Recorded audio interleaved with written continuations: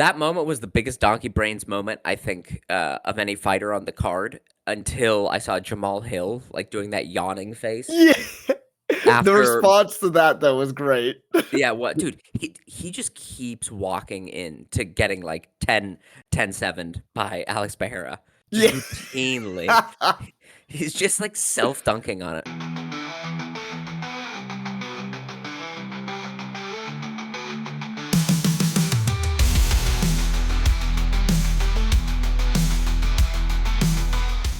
All right, welcome to another episode of Two Fight Fans, where we talk about all things in combat sports. I am one fight fan, Colin. And I'm the other Stewart. All right, well, 307 happened this past weekend, It and did happen. Yeah. That's Alex Pereira, baby. yeah, Goddamn. it really is a, we have an order to the show, but I'm gonna jump ahead and just go to a question almost unrelated to 307 for a minute. I had seen this question posited somewhere else. If Alex Pereira and Max Holloway had not fought this year, what would the UFC have even been kind of worth watching? That's a good question. Like, Well, what big fights or what entertaining things happened outside of Alex Pereira and Max Holloway? entertaining. Robert Whitaker had his Ooh, that's first fight true. in a while, coming back in an emphatic win and That's statement to the true. middleweight division. Ilya Mhm. Topuria took the featherweight title, Yep. which I can't believe was this year. It was in February or something. Yeah. But UFC 300 does not Yeah. have either its headliner or its biggest moment. The Conor McGregor card that turned into an Alex Pereira card is completely there's nothing.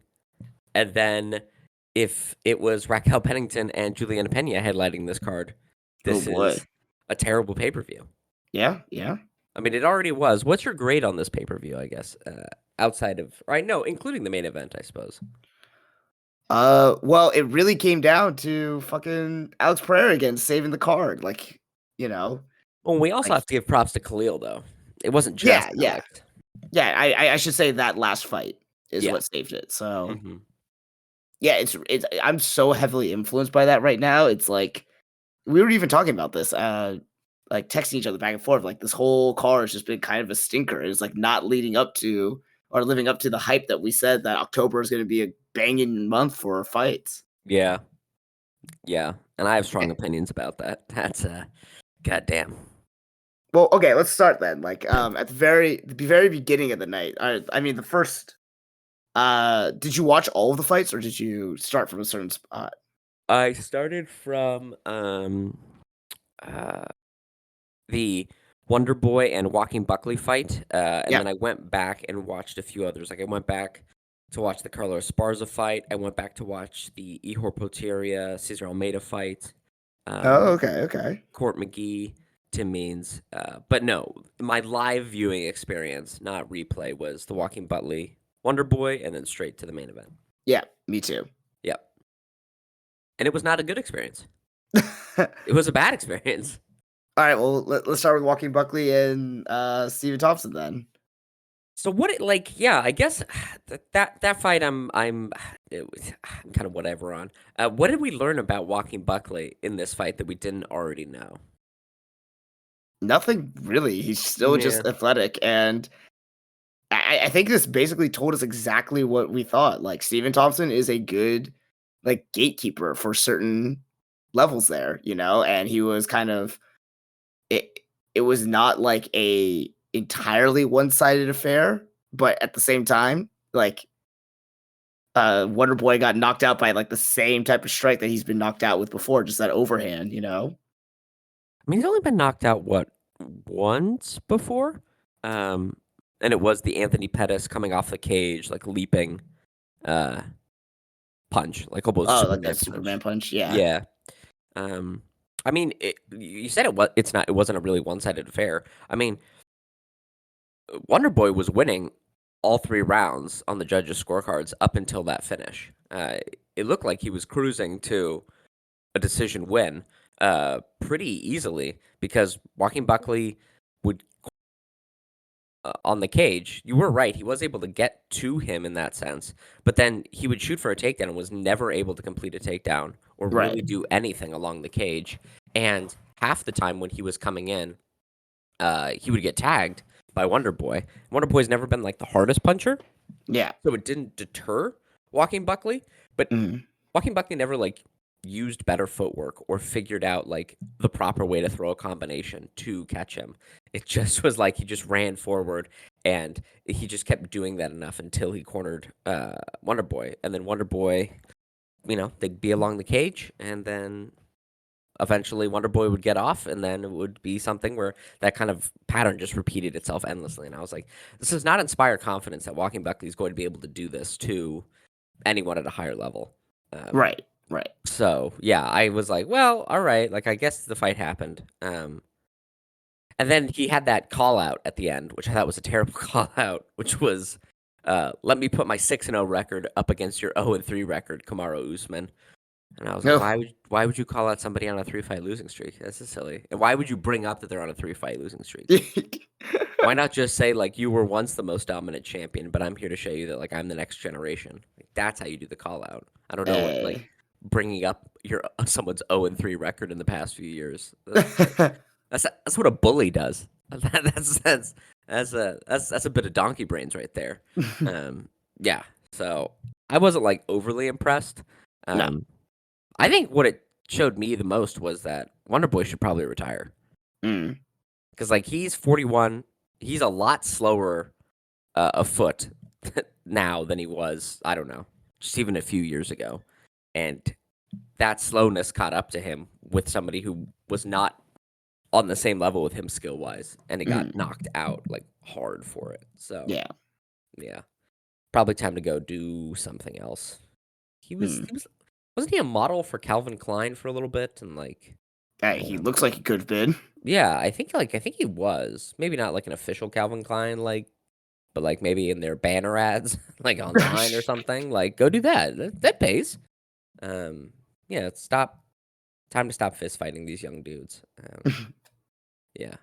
Anyway, so that fight was like, it made me sad initially because I was like, oh no, all my picks are gonna go the wrong way.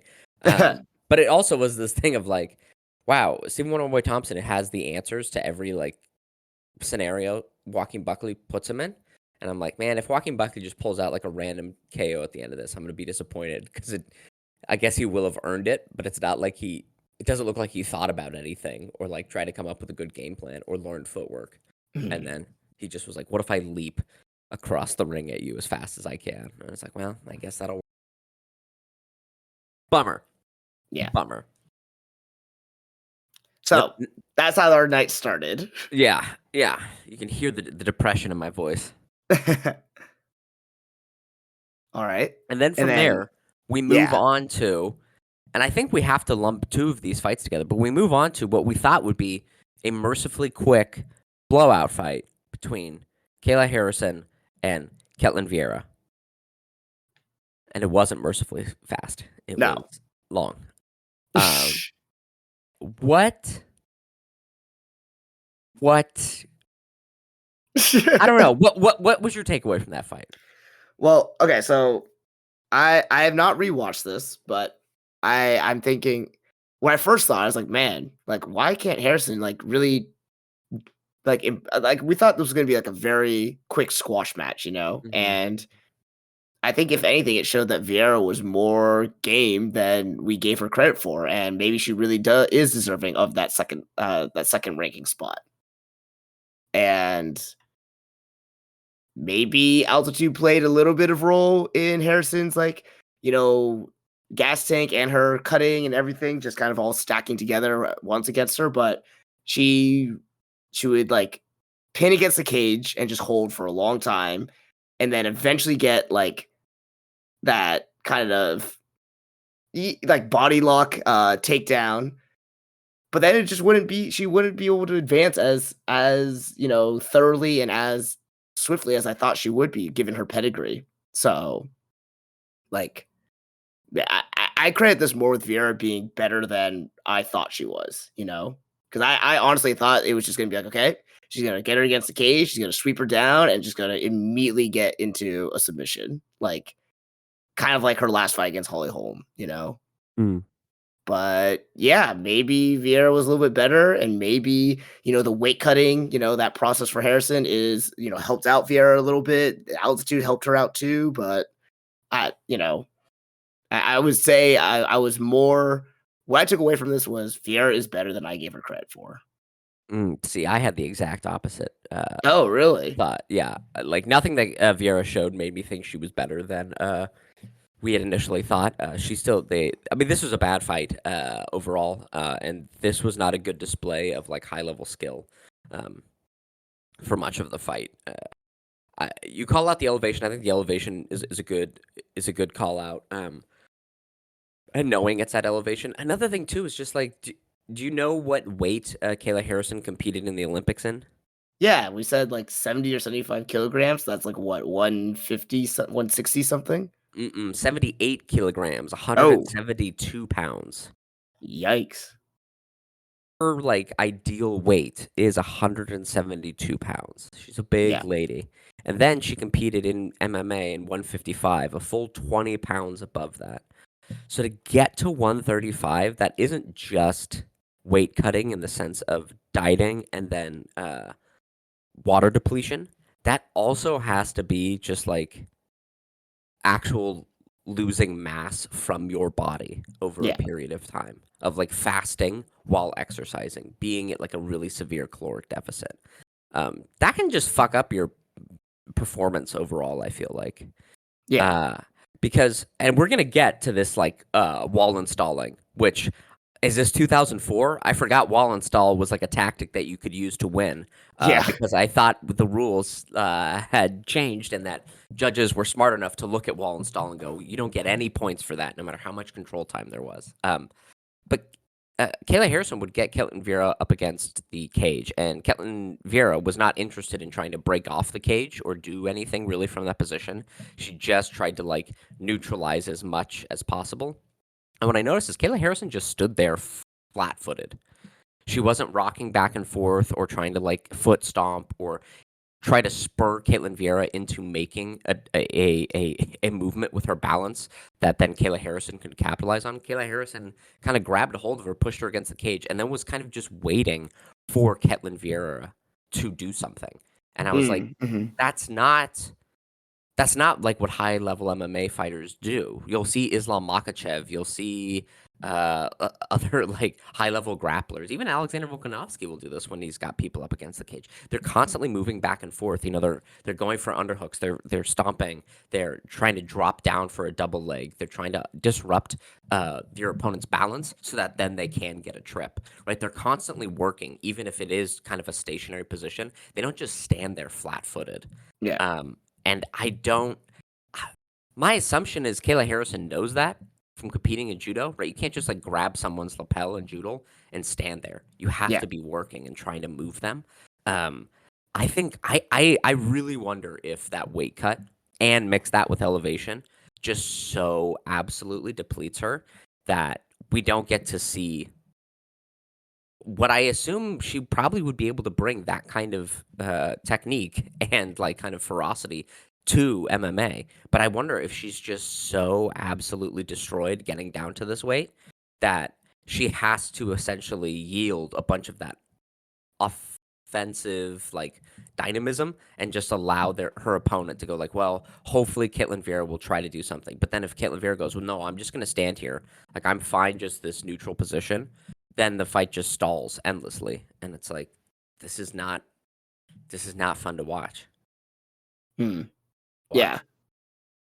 Yeah. I mean, it I don't know again if this is symptoms of like the meta of what's currently happening, because there seems to be more of this, especially on this card. I Oh, don't know if dude. this was because of the weight cutting and the altitude, but yeah, like what this did tell me though, especially when we get to the championship fight, is I think Harrison, as long as it's not at elevation, is gonna walk over her next opponent, Oh, yeah. Like I was honestly, this fight was more impressive to me than the championship fight, and that's saying something because both fights were Ooh. not that entertaining. Damn. Well, let's jump to that. Let's jump to that women's Okay. because these are the only two fights at bantamweight that really matter. Yeah. Unless Amanda Nunes comes back, which it doesn't sound like she probably will.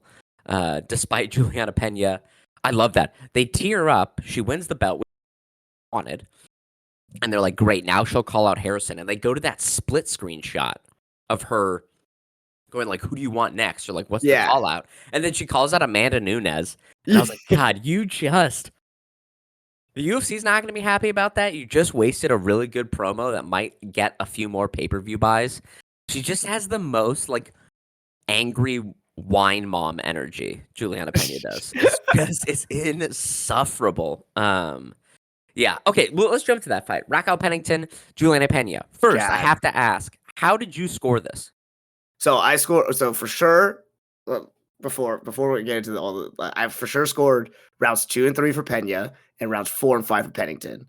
So it came down to that first round, which Yep. fucking nothing happened. Like Sure. it was the slowest, most plodding affair. Like as soon as that round happened, I think I texted you. I said, "Well, this is gonna go exactly as we thought, and it's gonna Yeah. be super long, and this sucks." Yeah. Now, here's my thing. I agree. Very little happened. I went back and rewatched that first round.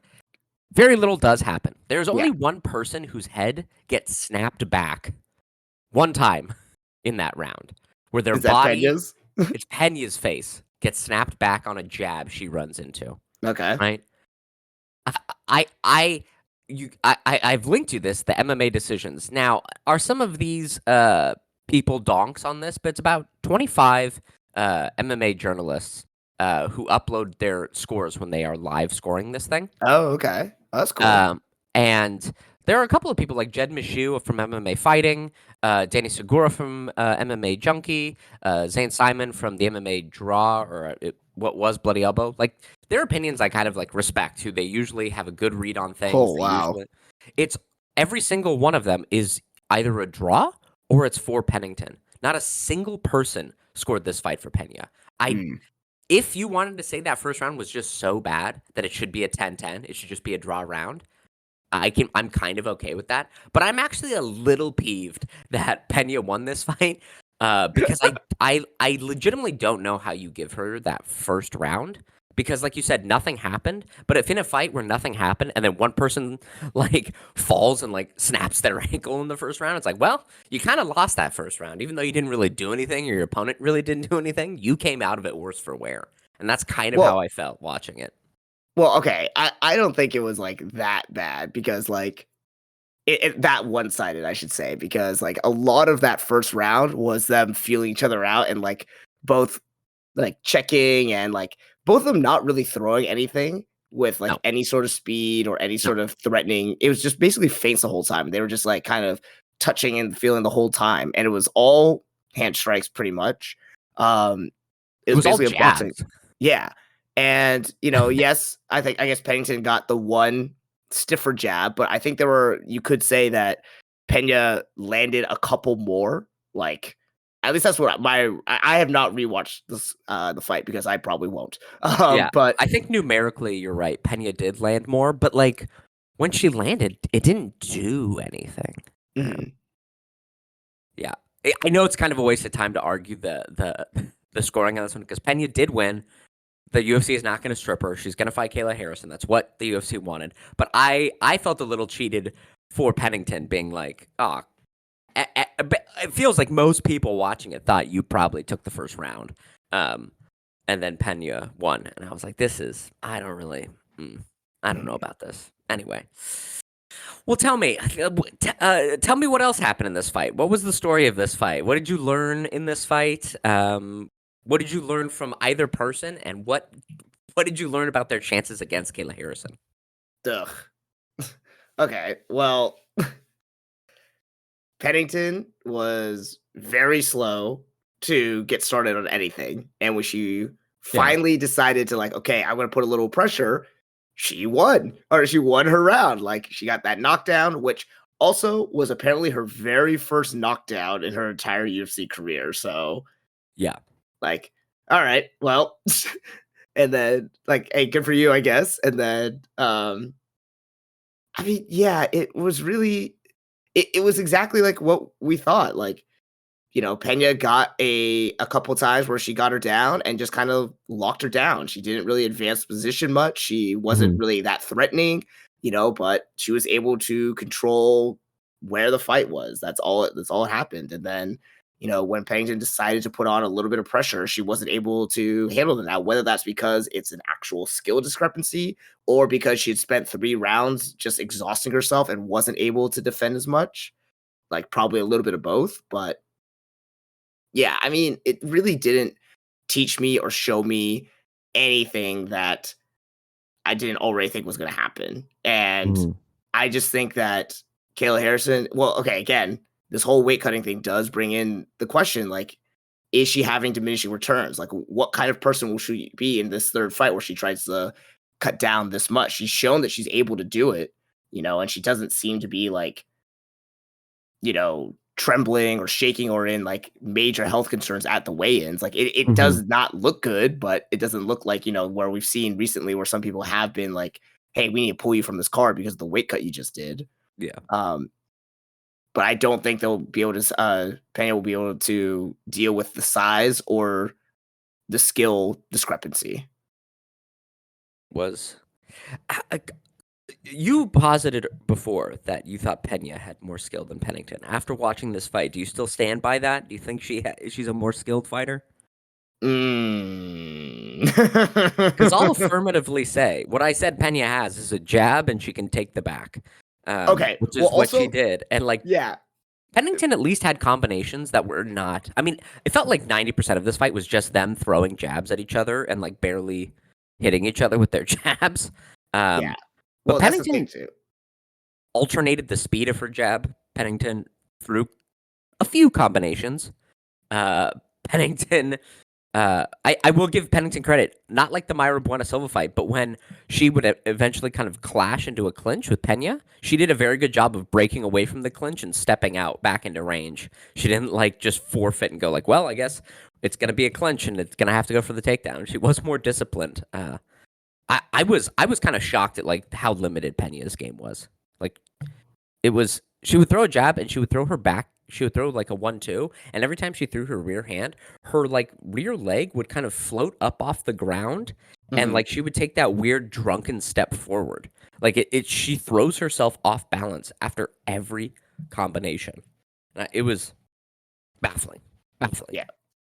I mean, also one of the things he said was like she moves her head off the center line when she does her jab. So it's Uh like, huh. okay. She also just starts that way. Like if you see her like fighting position, her stance, she is very heavy leaning to the side already. Yeah. So like she's already off balance. So someone like Kayla Harrison could probably take advantage of that with like a foot sweep or a judo throw, and then it's just gonna be on the ground again. Where Yeah. admittedly, she had more control than Pennington, but I do not think she's gonna be able to deal with the weight or the skill set that Kayla Harrison has on the ground. Yeah. I will say, like, when Kayla Harrison, like, takes it to the ground and she postures up and is dropping those elbows, Yeah. like she did on Caitlin Vieira, which were only a few. There was only a little bit of time within this fight in which she was, like, actually in a position to do ground and pound. It does look scary. It looks like, uh-oh, that's a bad place to be. You don't want Yeah. her throwing ground and pound on you. And, yeah, so I'm like, is Pena just going to try to, like, jab her? And the thing is, Pena kept crashing into the clinch as well, and it didn't even seem like on purpose in a couple of these exchanges with Pennington. So it's like, Mhm. are you just going to crash into the clinch in open space, which is where Kayla Harrison wants it? Because we've seen if you can back up to the cage, she can just kind of stall. You can stall her out a little bit there. Um, yeah, it's. But again, yeah, we're But talking about this, but it doesn't. I don't know. Keep going. but yeah, no, to your first question, like, is she more skilled than Pennington? Yeah, I think it depends because the first 3 rounds would say yes, because Pennington was basically did nothing, and I don't know what woke her up because she's also has like we've talked about before her inability to listen to her corner, but maybe this fight she did, in the 4th round she did come back and do a little bit more, but again, I this whole card basically told me, is elevation cheating? Because like for some people, it totally derailed them, and for others, like I can't tell if it made people ineffective in their fight or other people were just more prepared. Like it really looked like elevation is what defeated a lot of people. Yeah, well, it just makes the regardless of whether it beats one person, I mean, both people are fighting at elevation. Yeah. But what I will say is most likely just makes the fights less entertaining and less dynamic to watch Mhm. because people lose their cardio faster. Um, and so, like, maybe Walking Buckley would still have been able to knock out Steve Wonderboy Thompson if it wasn't at elevation, but it might have given Wonderboy a little bit more gas to keep evading. You know, for Kayla Harrison, it might have given her a little bit more gas to be a little bit more aggressive and a little bit more reckless against the cage to try to take Ketlen Vieira down with some more intensity. I Mhm. don't know and I can't say, but it really it feel like it really muted a lot of this. Part Yeah. of it is the fighting because the Pena Pennington fight did not strike me as high level MMA. It felt like, if you told me that these two people were ranked, like, number 10 and number 12 in the division, I'd be like, "Yeah, that makes sense, okay." Right? This didn't feel like championship level fighting. So what do we do with the women's bantamweight division from here?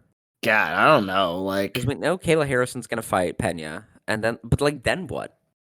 the problem is if you have unless Kayla Harrison retires after that, you have a champion who like is just gonna sit there until someone like I can't think of anyone like let's say Harrison's probably gonna win the match against Pena and she wins whenever. Okay, sometime early next year. Uh-huh. Who else is gonna challenge for her fight if it's not Amanda Nunes? I mean, Norma Dumont? Okay, here's actually, Kayla Harrison against Valentina Shevchenko might be the most interesting fight you could do at Okay. 135, Okay. right? Okay. Yeah. Yeah. Yeah. Because Kayla Harrison is so giant compared to Valentina Shevchenko, and if she's able to take Valentina Shevchenko down, I imagine she'd be able to squash her very quickly. Mhm. But Shevchenko is still pretty like decently fast and has kind of okay stand up and is very good at like evading. So that might be an interesting fight to watch, right? That's that's the best. Is like Valentina Shevchenko against Kayla Harrison. Um, but really, Yeah. like the UFC needs to start going out and scouting or trying to bring in talent and really trying to like build them up. Because it seems like they had Ronda Rousey and they already had the built-in Misha Tate Holly Holm rivalry with her. Um, and then Amanda Nunes kind of came out of nowhere for them and just happened to be the most dominant 135er there was. But it didn't seem like they really tried to like foster or build contenders at 135. And now that all of those women are gone, they're just left with nothing in this division. Um, and it's really a bummer to watch. And I don't want to watch it anymore. It's yeah, bad fight. Anyway, Yeah. let's move on. What is there to say about Kevin Holland and Roman Dolidze? Kevin Holland needs to stay at welterweight because his athleticism is great, but against much bigger, stronger people, it's you can't solely rely on just your pure athleticism. And when you do, against just like more mass, you can injure yourself, like he Yeah, did. Like that's yeah, just what happened. So yeah. Lame. Uh, now, was that a black belt worthy performance from Dolidze? Because he earned his black belt off of it. there's been a lot of that lately. Like a lot of people earning their black belts for like non-jujitsu reasons. Yeah, just like knocking someone out. And it's like, hey, here's your black belt. Yeah. It was the it was that moment was the biggest donkey brains moment I think of any fighter on the card until I saw Jamal Hill like doing that yawning face Yeah. The after. response to that, though, was great. Yeah, what dude, he just keeps walking in to getting like 10-7 by Alex Pereira just Yeah. routinely. He's just like self-dunking on it. Like he's like a pitcher at like the home run derby who just throws it perfectly so the guy can just crush it out of the field. It's insane. Um what yeah, I don't even know. Like Jamal Hill should just take a fight. is what should happen. Like, he should just do something. I know he thinks he's in the Alex Pereira sweepstakes, but he's really not. No. Yeah, what a goof. Yeah, donkey brains up and down this card. We're Yep. going to get to the judging. I mean, we already kind of talked about the judging with Pena and Pennington and some Yeah. of this reffing. But let's get to, really quickly, the most infuriating fight of this night. Jose Aldo versus Mario Batista. Yeah. How did you score it in real time? In real time, Yeah. yeah, I mean, I did score it for Batista just based on, like, the Oh. pressuring, but, like, it really was not, like yeah, it was really not a good this was not a calling out for Batista to show that he is, like, a really big challenger at 135, Yeah. and I think if this was, like, a 5-round fight, I think actually, amazingly, despite everything that I was, thinking, I think Jose would have actually probably, like, pulled it out because Bautista was, like, Absolutely. basically done at the end of that 3rd round, and Aldo was still relatively sharp, Mm-hmm. Um, I thought all those first round, he looked great. He was sharp. He was, it was like, okay, like he picked up right where he left off in his last like comeback fight. Like this is See? okay. Like I like told he you. he can. He always comes out looking like Jose Aldo. But yeah, he went against someone who just like I will say that Mario Bautista had some good strategy in that, okay, like he knows that, Jose Aldo has gassed in the later rounds. So he would work the body, he would attack the legs, he would be varying things up. He was just pushing a pace. So it was a good strategy against Jose Aldo. It Yeah. just like it ended up being like, oh, this is working. He's not able. I've neutralized one of his attacks, but not necessarily I am causing more damage. Like I've just neutralized it by pinning against the wall cage there. So Well, what's interesting is, so in the first round, I do agree. He came out, he was weaponizing pace, he was throwing to the body, he was doing what you're supposed to do against Jose Aldo, and he yeah. outlanded Jose Aldo by 7 strikes in that round. Mhm. And he only had 30 seconds or 32 seconds of control time against the cage in that round. So it was a very small amount of control time against the cage. He was really weaponizing and he was really working. The second round, he comes out and Jose Aldo lands that really hard jab that bloodied his eye. Mhm. Um, and Jose Aldo outlands him by 2 strikes in that second round. But that is the round where for 3.5 minutes of a 5-minute round, Mario Batista holds him against the cage. Yeah. And then in the second or the third round, Jose Aldo outlands him by 7 strikes, and again 3.5 minutes of control time. Yeah. So it seemed like he came out, he was like, I know what I need to do, and then he got hit by Jose Aldo hard, and he went, I do not want to do that. I just want Yeah. to put him against the cage and hold him there. And Jose Aldo has that kind of weird mindset of like, well, you're not doing anything here, Yeah. and so I can't be losing the fight, right? He does have that kind of like, his takedown defense is so strong that he just goes like, well, I didn't get taken down, and you're not landing on me, so fine, I'll just stand here. Yeah. What this really told me though was like for 3.5 minutes in those back 2 rounds, nothing happened, right? No strikes were really landed in the clinch. Batista never was trying to advance. He wasn't dropping to try to grab a leg. He wasn't doing anything other than just neutralizing in that position. The refs have to break up clinches faster. This can't be how we allow this sport to look. Where for Yeah. 3.5 minutes you can just hold a position and not try to advance or do anything. And if you do try to advance, let's say he drops down on the legs and Jose Aldo, splits his legs and then works back up to a body lock clinch, and then he fights for an underhook, and then Jose Aldo gets that underhook back. At least there's like a progression to the fight that's happening Mhm. here. But there was no progression at all. And I was like, we can't have this be what fights look like. They can't look like this. Yeah. 'Cause, it was the same thing with the Kayla Harrison. Like, I would have been fine if the ref broke them up a little bit faster, even though the clinch is such a strong position for Kayla. Because it's like the person who's engaged the clinch and is in the offensive position has to be trying to put offense on them. It's the same thing with like if you took someone down, you just like sat in their guard and did nothing. It's like Mhm. we have to stand you up. We can't just let this be a thing where I got the takedown, right? We try to avoid lay and pray and wall install. Like that used to be a tactic that was like rampant in like 2004 to 2008, and like we've moved away from it. We can't let this keep coming back. Um, Okay, yeah. so let me ask: Is this more a symptom?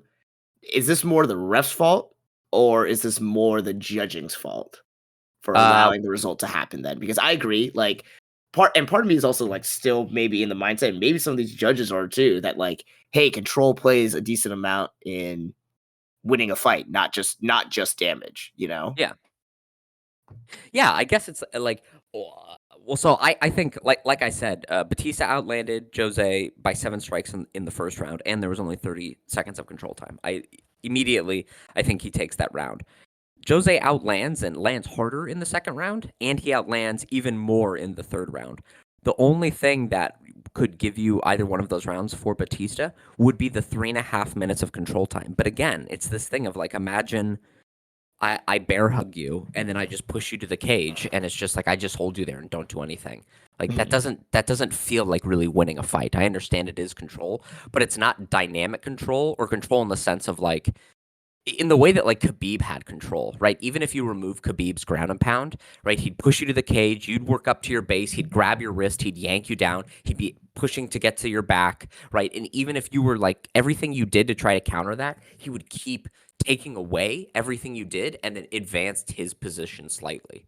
Mhm. There was no attempt to advance position here from Batista, right? It just was up against Yeah. partially the ref's fault. The ref needs to be pushing for action, which is crazy because I went back and watched that Iho Pateria Cesar Almeida fight where the ref was terrible. Dude, he was breaking up clinches Yeah, along the within like cage. 10 seconds, right? Yeah, one of them it was in 8 seconds, and you're Oh, like, "What are you doing, buddy? Like this is way too fast." But then again, the longest stretch of control time that Batista had was over 2 minutes. Over 2 minutes of nothing, where he's just wow. like kneeing to the thigh, and it's not even like he's like really rearing that leg back to throw a knee. It's just kind of like lifting it and kind of like hitting it, and it's just like that's not. You're actually not there is no dynamic offense here, and there's no damage-inducing offense, so we have to break this. Mhm. Um, and even if it's just a thing where you break it, and then they go right back to the center of the cage, and 5 seconds later, it's right back up against the fence because Jose hasn't figured out to like circle away, and then you know 15 more seconds goes by, nothing happens, you break it again. If that ends up being the fight, then it's a little bit more on Jose Aldo to be like, hey man, you have to pivot. Hey man, you have to sidestep. But when he can push Jose against the cage 2 or 3 times in a round and then eat up over half the round in that position without doing anything, I'm like, something is wrong with the reffing, right? We have to be pressing the action.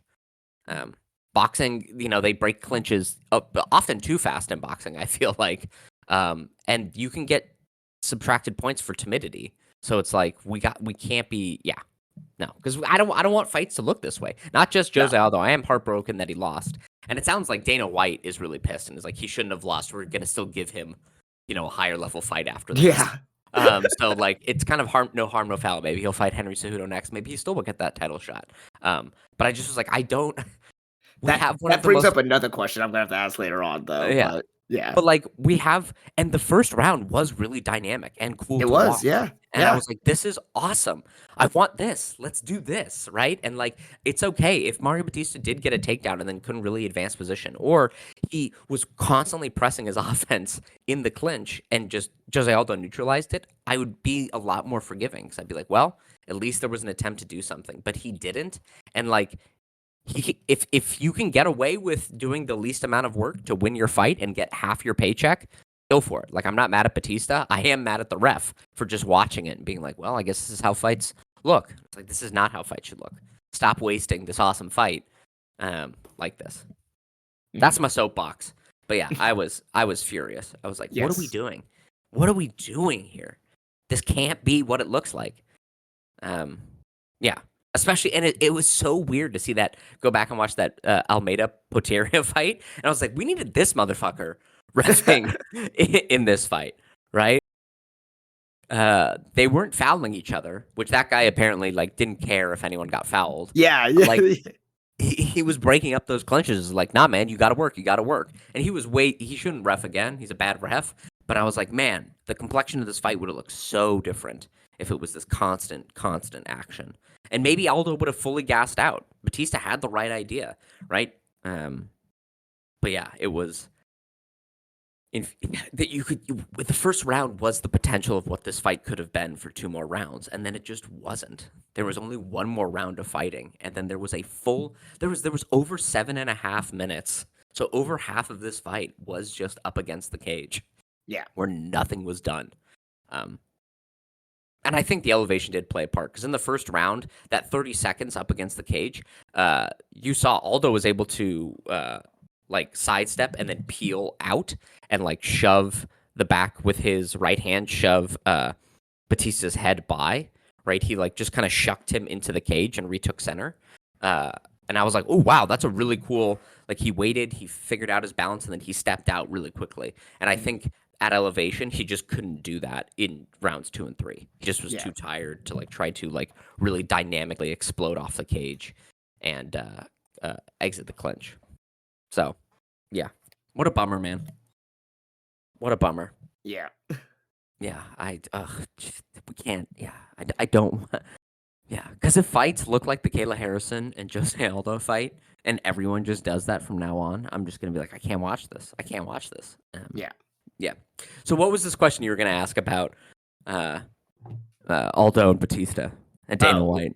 Well, more like, okay, if Dana White just decides, like, okay, fuck the judging, fuck the decisions, like this, like I'm just gonna put you ahead. Doesn't that kind of just negate the whole point of having like judging and a ranking system? Then, if like the head guy is just basically saying, nope, this is actually what happened, and we're gonna do this instead.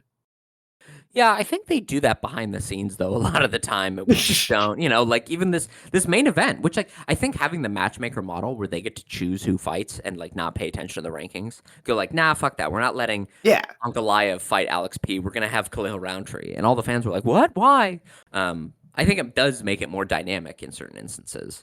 Yeah, I mean it does kind of leave a bad taste in my mouth, but at the same time, it's like. Well, if Aldo fights Henry Cejudo and let's say Mario Batista fights like Song Yadong next, like, would anyone be mad about that? I think those are 2 really exciting fights. And then Song Yadong and Mario Batista could have an amazing fight. And then, because everyone turned against Batista, the online hate he is getting is insane. Like, if they give him a chance to fight another like top 8, top 9, that'd be fine. And then if Jose Aldo gets to fight Henry Cejudo, another like high-ranking old man match, like would that be so bad? As opposed to making Jose Aldo fight like a number 15 or somebody out of the rankings, like I don't know. The UFC has never been ultra egregious with it. I think there's a ton of other stuff that they're ultra egregious with. I mean, Jose Aldo did get that title shot against Petr Yan off of losing to Marlon Moraes, right? Because it was the same instance where Dana White was like, I don't think Jose lost that fight. I think the judges got it wrong, so I'm going to give Jose Aldo a title shot. And then it ended up being a really cool fight between Jose Aldo and Petr Yan, and it really like showed how good Petr Yan was. And then Marlon Moraes was summarily knocked out in his next 4 fights. So it ended up being this thing where we go like, well, it actually kind of like, it ended up helping the division. Now, Dana White could not have known that would have been the case, but he's never done this, I think, to a major detriment to a division, except for possibly that Colby Covington Leon Edwards fight. That was a terrible one. So okay, there's one example. So there we go. I guess the rule doesn't hold. Okay. More often than not, it doesn't. It doesn't. Okay. Right. I mean, can you think of a lot where it was just like this really dumb, like, I guess the Stipe and John Jones one will be too. I don't know, man. Fuck it. Dana White's talking about how AI is going to solve all this. AI is not going to solve shit. Like, I don't know. That's why I brought it up, because it's like when you first say it's like, all right, this doesn't really happen. This, we know this happens behind closed doors, not agree. But then when you bring it up, it's like, well, hang on. Yeah. Yeah, you had the Pennington fight, which we didn't need. We could have just done Kayla Harrison. But I guess it would have been at elevation, which is again, and like I'm more upset that they're going for this. Apparently, it's like $6 million site fee to fight in Salt Lake City, so they just get 6 mil just right off the Yeah. top. Yeah, so they're like a weird government contractor rather than like being there for the consumers.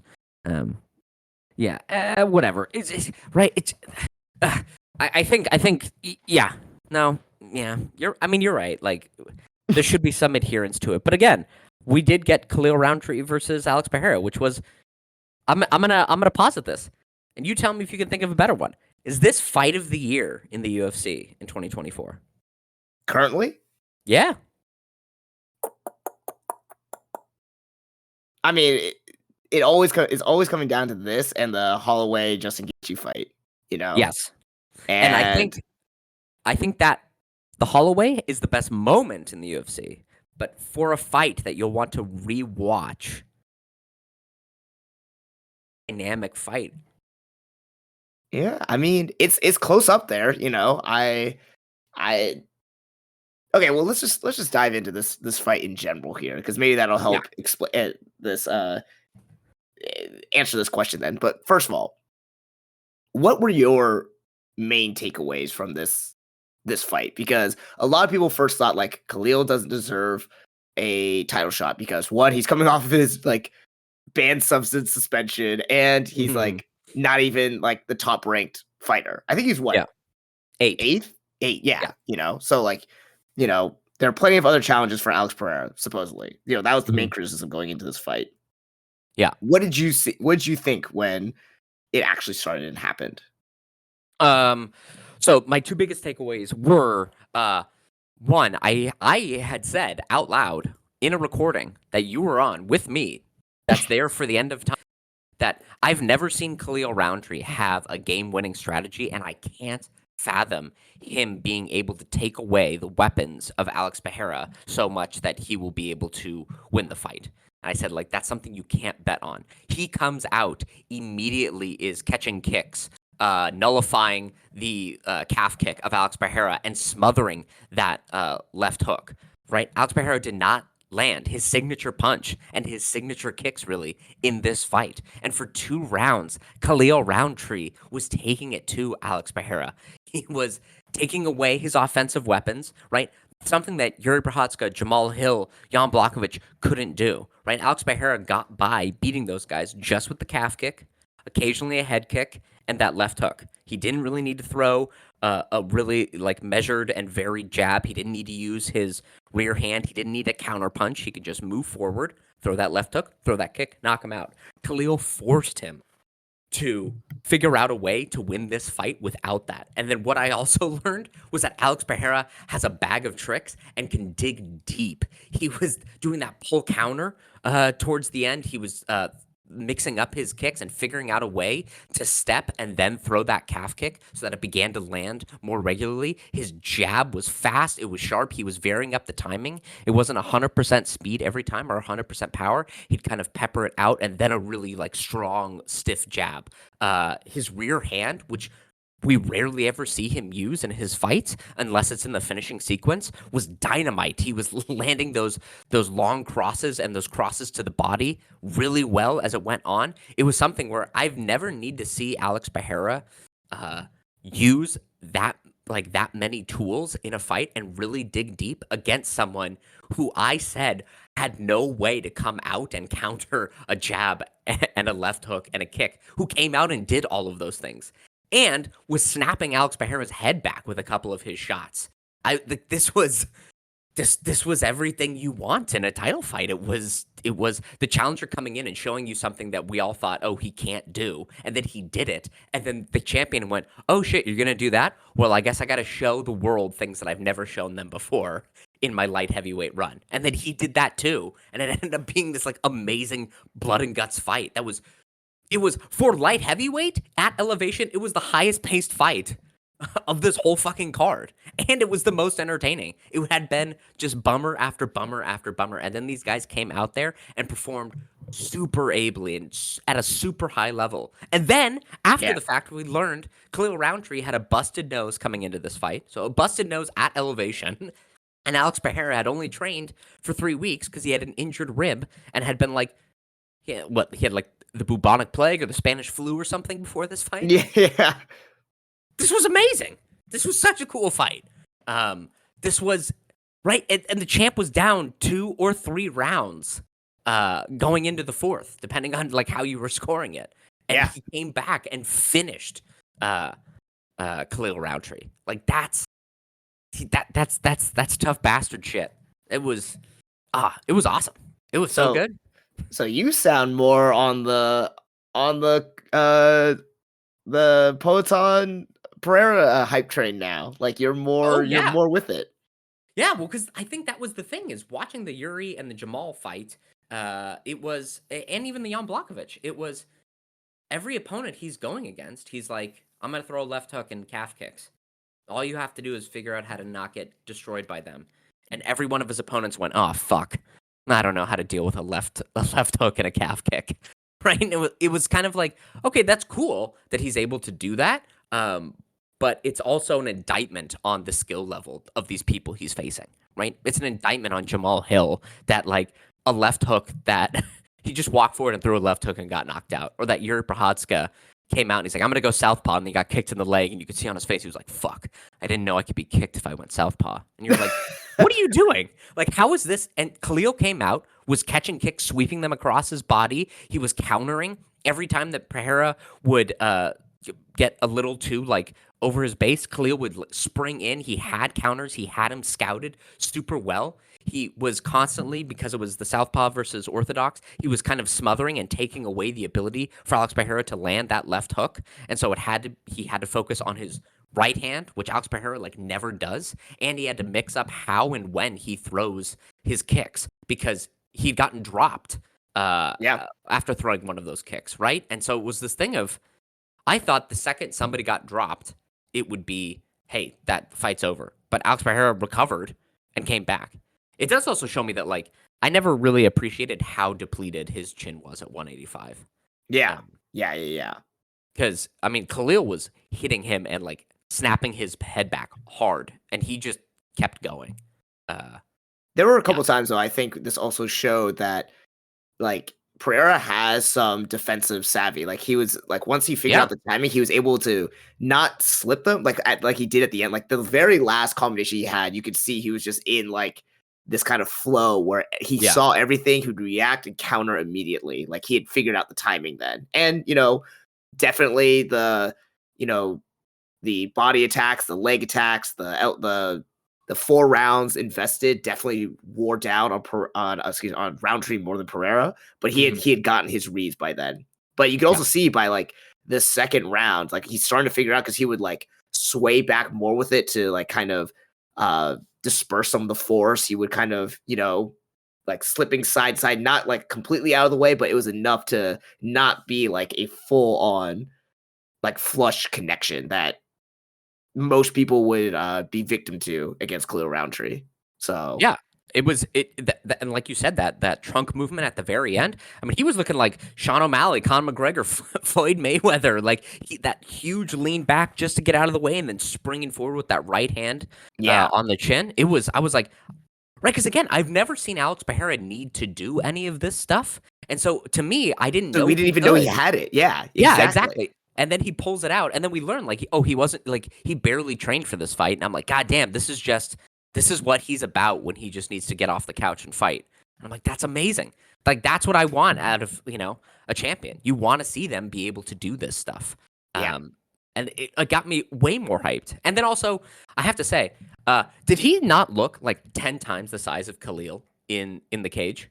Oh, he like not. I didn't realize he was that much taller, but just again, Alex Pereira is able to cut down so much weight and then bring in so much of it back the day of. Like I don't even know how it's possible he can rehydrate and fill up that quickly. Like it's impressive, It's I don't I actually like I kind of don't understand it. Like he looks bigger than everyone he ever has been against. Like, is he gonna look bigger than Tom Aspinall if they fight? Like, he just looks huge. And we have to give props to Khalil. Like, all the things, everyone counting him out, saying, why is he getting this fight? He shouldn't get this fight. Blah blah blah. It should be on Ankalaev. Yada yada yada. Like, he came in. He's the first opponent other than Izzy to like actually scout him and figure out this is what I'm going to do to neutralize him and give myself the best chance for success. And then he did that and he did it ably for 3 rounds. And then he fought to like the end of where his body could take him. Right? Like he fought like to the very end. I thought they could have stopped it like a minute earlier, but Khalil was in there like real championship heart, spirit, and like actually like he fought better than I ever thought Khalil Rountree could fight. And Yeah. we said if this goes past 2 rounds, it's going to be because they both gassed and it's a dog shit fight. It ended up being ultra fast paced, ultra dynamic Yeah. for as long as it lasted. It was no props to both these guys because Yeah. we saw lighter weight people gas and throw not even a fraction of the strikes that these guys threw, and they both came in compromised in ways that are bad for fighting at elevation. An Yeah. injured rib, respiratory illness, a busted up nose, like, and they still came in. They didn't pull out. They came in and they fought their hearts out, and they both showed us something. I don't know that I never thought either one of them had that within them, right? Uh, eh, and so I'm excited for any fight that Alex takes now or Khalil because I know Yeah. they can go this far, and I'm like, that just makes it so much more intriguing. Yeah. Yeah. I mean, a couple things with this. Like, yeah, Alex showed a deeper skill set because we both said, like, okay, he's got that hook and he's got those kicks, and he Yeah. definitely showed that he still has kicks, because he was able Hmm. to, kind of start to chop down that front lead leg of Khalil. Hmm. He didn't use the hook as much. He used it to the body a few times, especially towards the end. But you saw him like dive into his tool set more, like with his defensive savvy and his, his Hmm. countering ability, which again, we didn't know that he had. So this makes again Alex Pereira every time like showing him he's that much more dangerous on the feet and pretty much the only possible avenue for victory against him is you have to go to the ground. That's like the only thing. And that's just kind of confirmed what we already thought. But who knows? Like trying to get into that position as well is going to be very, you have to like cross into that blasting zone. That is his striking ability. And then Yeah. Khalil Rountree, like, again, he came out like he was taking the fight, to Alex Pereira. He knew he was, the underdog. He knew he wasn't, no one picked him basically for this, and he used his abilities, his striking to really, really test Pereira and was good. And, you know, like just who he is, also just his post-fight speech afterwards, just thanking everyone and how like this was like the greatest opportunity for him. Like how can you not be a fan of him as well? Like, how could Yeah. you not be excited to see him get right back in and try to, work his way back up the ladder again? Like you got to be a fan of both these fighters after this fight. There's no way that you can't not speak praise to both of them. Absolutely. And like Khalil, yeah, a thing too of like the amount of minutes of his life that he and like quality life that Khalil just sacrificed in front of all of us uh, for Yeah. our entertainment is we probably don't understand fully what it will be until later. But like that guy went out there and probably gave up months of his life for this fight, and like that. eh, it was kind of like it felt like one of those fights we said this about Jose Aldo, like what a pleasure and honor it is to watch his career, like what a pleasure and honor to watch this fight and like see Mhm. what both of these guys did. Yeah, because it was yeah, the amount they both sacrificed in Yeah. this fight is probably something that we're not going to be able to really grapple with till much later. um Yeah. yeah, and also like that huge bug of blood that just like Oh flew out of god. his Yeah. nose. It was ugh. But yeah, like he didn't say explicitly that he came in with a broken nose, but he probably came into this fight with a broken nose and was just like, Yeah. "Yep, I'm still gonna take the fight." Like, damn, man. And yeah, it was, the amazing thing is like he's pressing. He in the first and second round, I immediately saw like, okay, he's pressing Pereira back so that Pereira can't do the calf kick, right? And then as he's pressing forward, Pereira either has the calf kick to make you like just chop you down, or if you press forward into it, he catches you with that left hook, right? He's got a weapon to push you back, and then if you come forward, he's got a weapon to counter that. Khalil was using his footwork, and then he kept his guard so tight, and then as he stepped in, was often like reaping that lead hand away from Harris, so that hook couldn't land. So like Yeah. right off the bat, he neutralizes the first two like lines of Alex Pereira's offense, and like I was like, wow, holy shit, look at that, and like then it became much like he did that, and then Pereira started to figure out where to step and how to get the timing for that kick back. And then he immediately starts peeling that kick away and parrying that kick. And then when we go up to the body of the head, countering that kick as well. Like it was a constant adjustment back and forth, back and forth, back and forth for these guys. Yeah. It was so good. It was the only art. Like it saved it. It was 100%. It's like, man, Alex Pereira, 300, 303 with Conor McGregor's fight falling apart. And then this fight, like, just saving cards left and right out here. And he has now defended his title 3 times in 6 months. In 175 days. Isn't that crazy? That is ridiculous. There's only one other person who has that same, like, and it's Ronda Rousey. Yeah. And that was when Ronda Rousey was just, like, beating people in, like, 3 seconds. And this is at light heavyweight where, like, just anyone getting punched it hurts a little bit more. Yeah, and then Alex Pereira coming out and being like, my rib was busted, my toes are still fucked, and, like, I had a respiratory illness, and you're like, God damn. Tough bastard shit. Both of them. Saying, like, I've been on antibiotics for, like, 4 weeks now. Yeah, it's like, dude. So I hope they both get...